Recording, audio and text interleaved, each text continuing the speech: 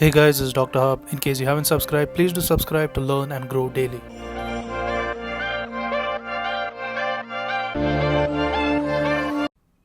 Let's look at the Ridley Jopling classification.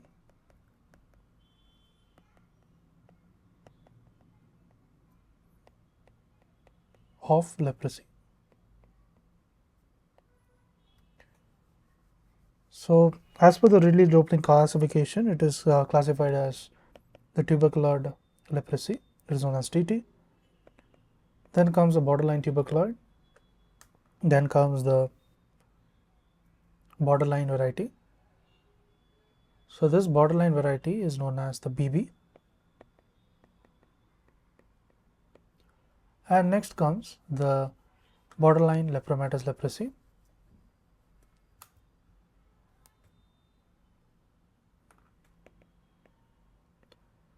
Borderline lepromatous.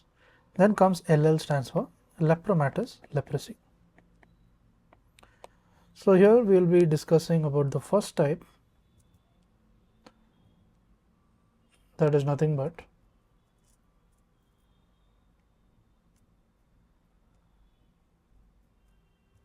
the tuberculoid leprosy.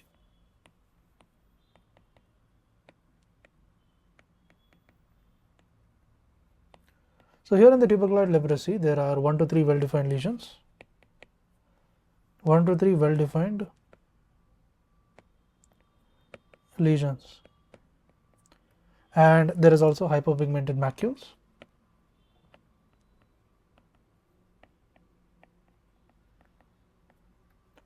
And there are plaques with elevated sloping borders, and this is known as the saucer right side up. So this is saucer right side up orientation and lesion, and it is very asymmetric distribution. There is asymmetric distribution. Now looking at the size of the lesion,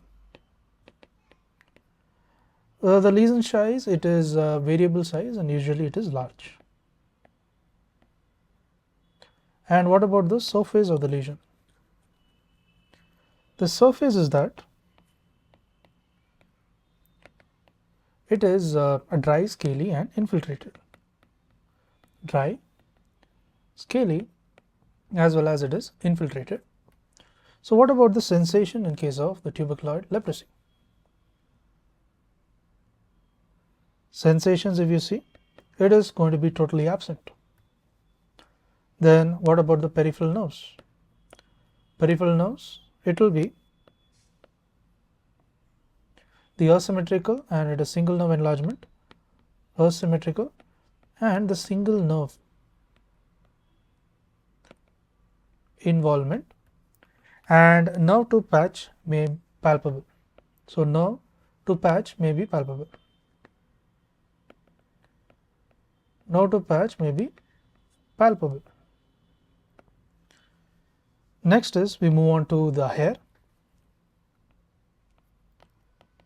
The hair, if you see, it will be absent. Then the bacteriology on the split skin smear, SSS is going to be negative. Then what about the lepra reaction? The lepra reaction is again going to be type 1. This is type 1. Lepramin activity is going to be highly positive. So lepramin reaction is going to be highly strongly positive.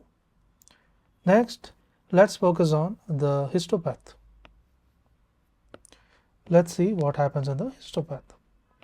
So histopath, there is a dermal tuberculoid granulomas.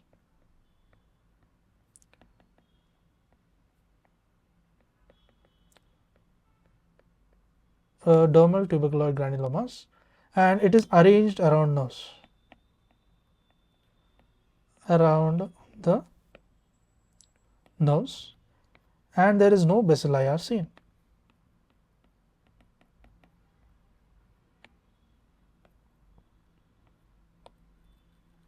Channel.